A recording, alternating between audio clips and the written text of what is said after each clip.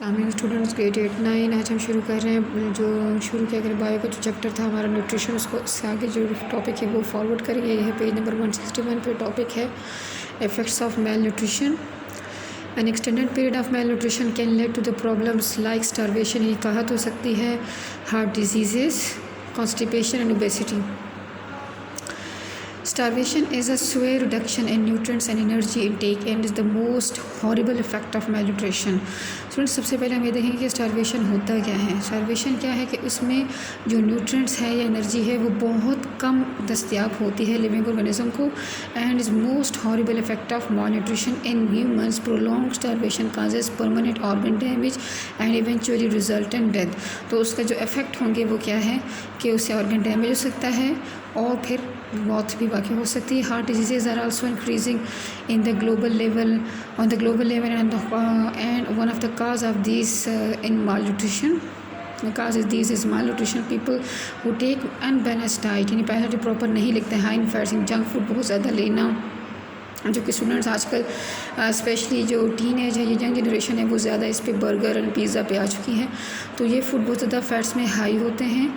इसके अलावा पकौड़े समोसे भी ज़्यादा नहीं लेने चाहिए अपने रोज़मर्रा की डाइट में। Are more expose to heart problems. We know that fatty foods increases blood cholesterol level and which obstruct the blood vessels leading to heart disease. जो फैटी ऐसे फूड्स होते हैं जिसमें बहुत ज़्यादा चिकनाई होती है, तो उससे क्या होता है कि ब्लड का कोलेस्ट्रॉल लेवल बहुत ज़्यादा बढ़ जाता है, और बहुत ज़्यादा कोलेस्ट्रॉल होने की वजह से जो हमारे खून के शरियाने हैं, ब्लड वेसल्स हैं, उसमें वो ब्लॉकेज हो जाती है, और जिसकी वजह से दिल की बीमारियां शुरू हो जाती हैं। Constipation, malnutrition often leads to the situations where people can not schedule their meals, यानी जब खाना टाइम पे सही वक्त पे भी नहीं खाते हैं तब भी कब्ज़ हो सकती है। This irregularity result in the number of health problems including constipation. Obesity means becoming overweight, it also may be due to malnutrition. People who take food that contains energy more than their requirement and do very little physical work can become obese. तो obese वही लोग होते हैं, मोटे वही लोग होते हैं जो कि एनर्जी से, जितनी उनको एनर्जी बॉडी को रिक्वायर्ड है उससे ज़्यादा खाते हैं। तो उससे क्या होता है कि फिर जो ज़्यादा एनर्जी का फूड खा लेने की वजह से और फिर ज़्यादा काम ना करने की वजह से उनमें ओबेसिटी आना शुरू हो जाती है। Obesity is known as the mother disease, उनको बीमारियों की माँ भी कहा जाता है, and may led to heart problems, hypertension यानी बीपी का पेशेंट हो जाता है, ब्लड प्रेशर के मसले, डायबिटीज़ और शुगर हो जाती है। स्टूडेंट्स ये ब्लॉग से पढ़ लेते हैं। The world health organization estimated that within the next few years, आइंदा आने वाले चंद नए जो साल आएंगे, disease due to the malnutrition will become the principal global cause of mortality, यानी जो शरह अमवात हैं उसकी जो है ना एक बहुत बड़ी जो है ना वजह होगी, और ये पूरी ग्लोबल लेवल पर होगी। According to the Food and Agriculture Organization of the United Nations, more than 25,000 people die of starvation every day. On average, every 5 seconds a child dies from starvation, यानी हर 5 सेकंड पे एक बच्चा मरता है, एक अंदाजे के मुताबिक, कि कहत की वजह से, यानी बहुत भूख की वजह से।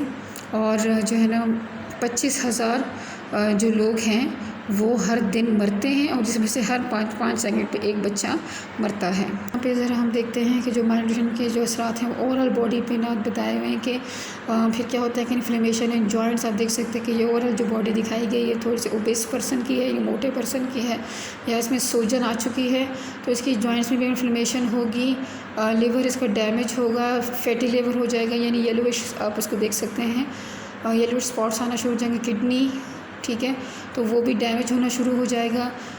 एस्थमा के मरीज़ बन सकते हैं, heart problems, diabetes, cancer and hypertension, stroke, और बहुत ज़्यादा बीपी का हाई होना जो है ना, या जो बहुत ज़्यादा ज़हनी दबाव का शिकार भी हो सकते हैं। Famine, the major cause of the malnutrition. Famine is the lack of any food, यानी इसमें क्या होता है कि फूड के काहत होता है, यानी गला नहीं अवेलेबल होता, खाने की कोई चीज़ दस्तियाब नहीं होती। To feed all the people living in an area, it is social and economic crisis that result in malnutrition and increased mortality. Historically famine have occurred because of drought, यानी बहुत ज़्यादा खुशहाली की वजह से कहत आता था, क्रॉप फेल्योर, फसलें नाकाम होती थी कि सही परवान चढ़ सके, and because of the man made causes such as war, जंगें हुई, are misguided economic policies. The most terrible famine of the 20th century include the disaster in Bengal, famine in China, Bengal में 1942 से 1945 तक था और चाइना में 1928 से 1942। तो ये देखिए ये लॉन्ग पीरियड ऑफ टाइम है। And famine in Ukraine 1932 to 1933। The last great famines of this century were the disaster in Cambodia 1970s में आया था। द इथोपियन फेमाइन 1983 to 85 2 साल का रहा। And the North Korean famine 1990s में आया था। फेमाइन में भी due to the unequal distribution of food, drought, flooding और increasing population। unequal distribution of food क्या है? The achievement in the science have enabled the human beings to produce better food in terms of quality and quantity. Today the agricultural practices produce more than enough food that can be supplied to everyone on earth, but due to the political and administrative problem the food is not equally distributed to the different regions of the world. यानी ऐसा होता है कि पूरी दुनिया में जो एक जैसे इलाकों में एक जैसी खुराक ना पैदा होती है और ना डिस्ट्रीब्यूट हो पाती है।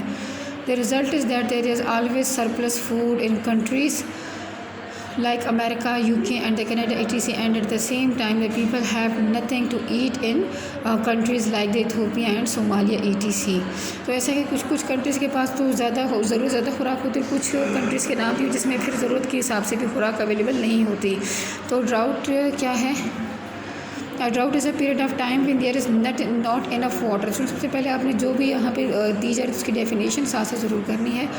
To support the agriculture and human needs, a drought is usually due to an extended period of below normal rainfall। जब बहुत ज़्यादा बारिश नहीं तब उसकी वजह से खुश्कसाली आती है।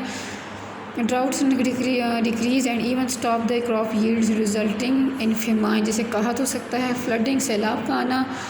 इसके अलावा इंक्रीजिंग पॉपुलेशन जब बहुत ज़्यादा बढ़ती है तब भी यानी इवनली खुराक को बहुत अच्छे से प्रोवाइड नहीं किया जा सकता। जैसे घर में अगर अफराद बहुत ज़्यादा बढ़ जाएँ तो उसके लिए भी बहुत मसला होता है इसको पूरा करना। तो रिवर्स और canals overflow their banks and destroy the soil. ये जो सैलाब वगैरह आते हैं तो ये सारी की नहरें जो होती हैं या जो रिवर्स के किनारे होते हैं वो भी उनसे भी पानी निकल आता है और सैलाब आते हैं, जिससे क्या होता है कि शॉर्ट टर्म फेमाइन आ जाता है। जो फूड की अवेलेबिलिटी है वो नहीं हो पाती या ट्रांसपोर्टेशन रुक जाती है और दूसरा जो क्रॉप्स होती हैं वो भी डिस्ट्रॉय हो जाती हैं। आज का टॉपिक इतना ही। इंशाल्लाह कल हम नेक्स्ट लेके जाएंगे। अल्लाह हाफिज़।